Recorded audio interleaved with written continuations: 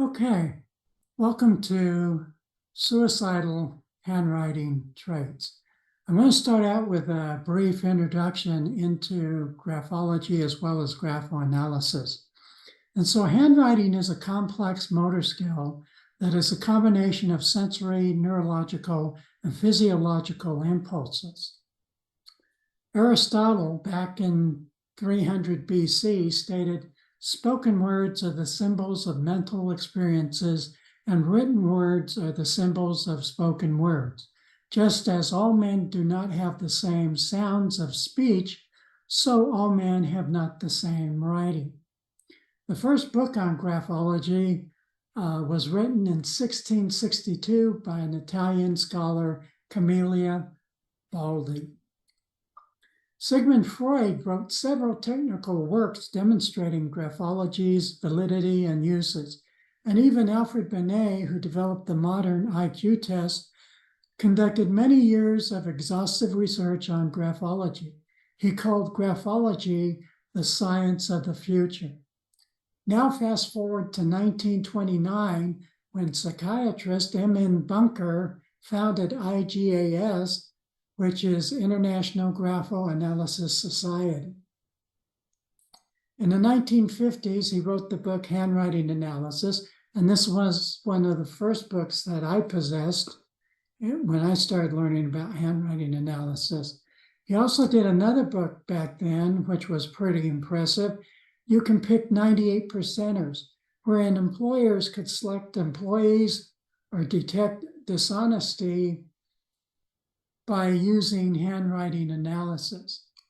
Now, when I would speak before human resource groups, I normally would direct them towards the book Trait Match, which looked at occupational personality and traits that were related to specific job types.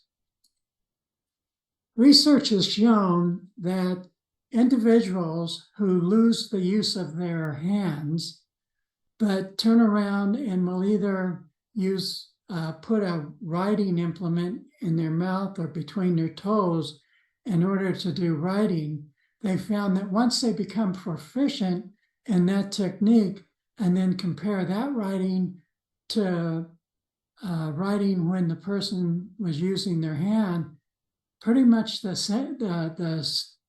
strokes and patterns of the handwriting are the same in both cases.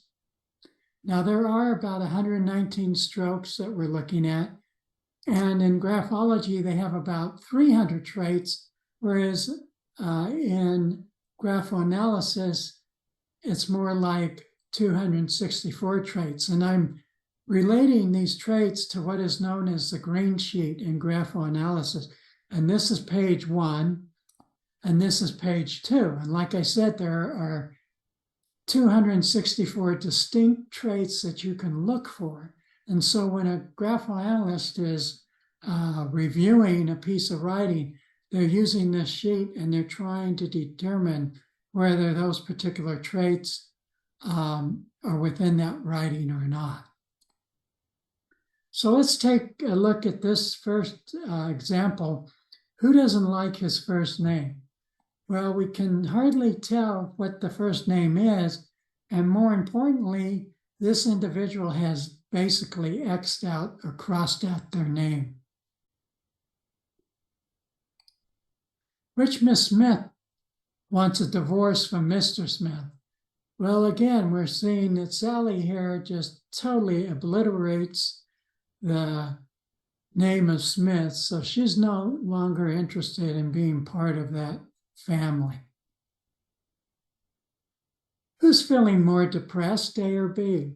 Well, we know that when we're in a downhill slant, that's an indicator of depression, whereas an uphill slant would be more optimistic. Death does not begin when you die, but instead when you give up. Now I'm going to show you the convex baseline here, and basically the writing starts low, gets to a high point, and then starts dropping back down. This is an individual who will start something, get midway, and then lose interest. So if you hired this person to do a project for you, just know that, yeah, they're going to be great at starting it, but you better compare them with someone else who can take the project midway and run with it to completion. So looking at the convex baseline, we now go to what's referred to as a suicidal baseline. Here, we're not so much worried about the slant or anything on this baseline, except when we get down here and we see where one or two of the words just totally fall off the page. And this is basically an indicator of an individual who's just giving up. Sometimes, and most times, you'll see a signature is crossed out or through. Again, they're totally obliterating their signature and their presence. I want to introduce you to Dr. Pam Whibble. She used to have a clinic here in Eugene, Oregon, but she's devoting all of her time now to physician suicide. And when we say physician suicide, we're not only talking about doctors, but medical students as well.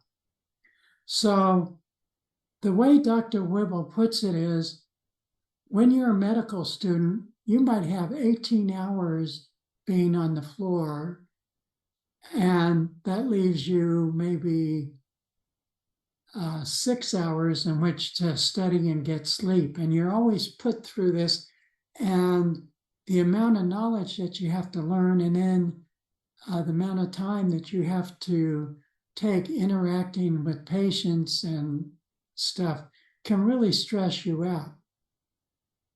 Same thing happens with physicians. Let's say they get out of school and the first thing they do is they get a job with a corporate entity or institution.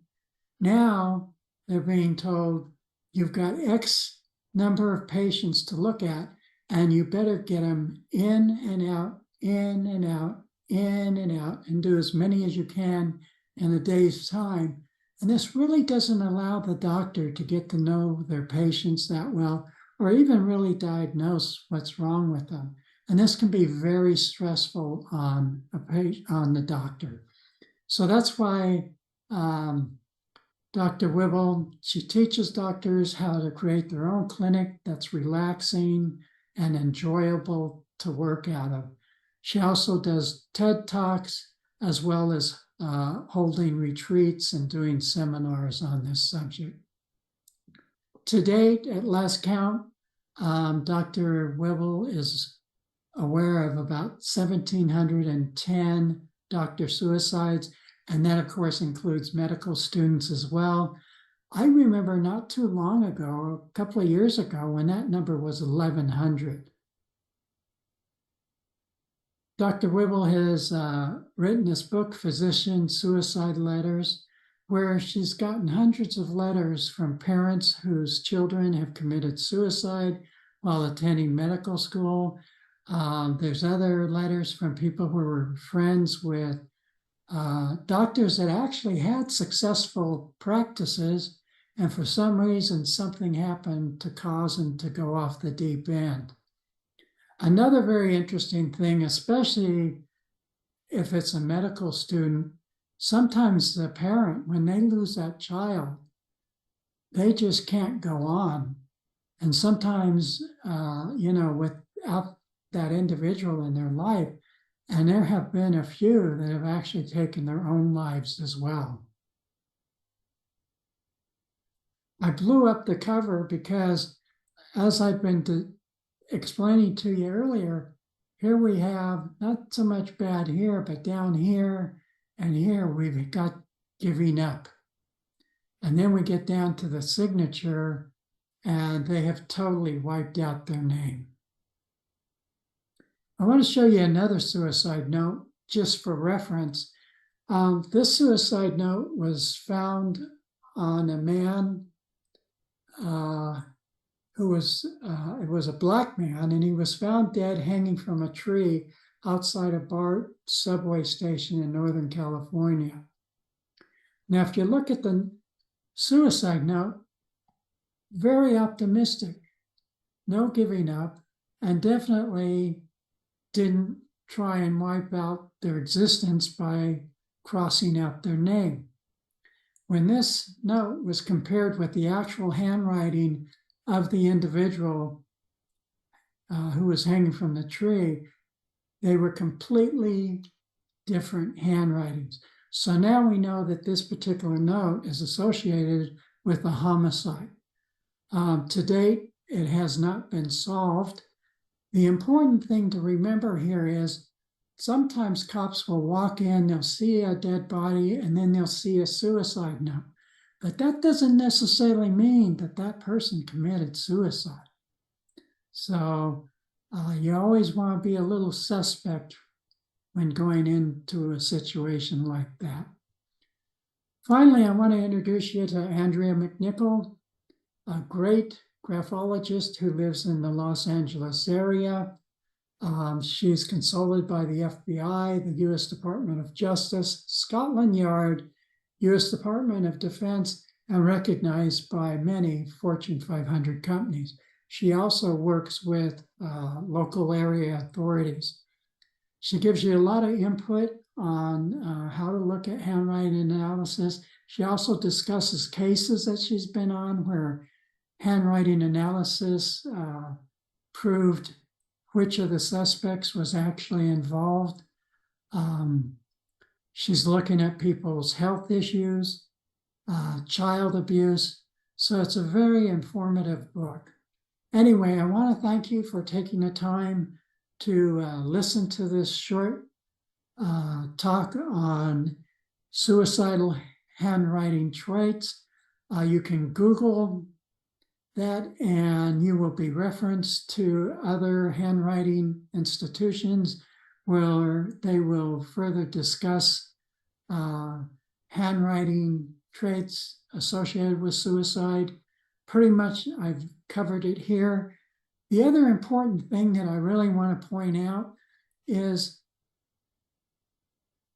in these letters, and I've even read a book, My Shining Star, where the mother talks about her daughter and says, we had no signs. We didn't know that she was depressed. Basically, in her letter, though, she said she'd been depressed all her life. This is the gal that committed suicide.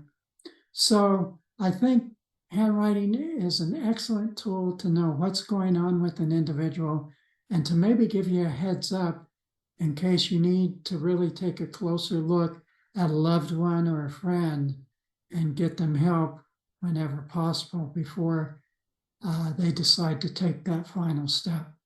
Anyway, have a great life, have a great day, enjoy your friends and family.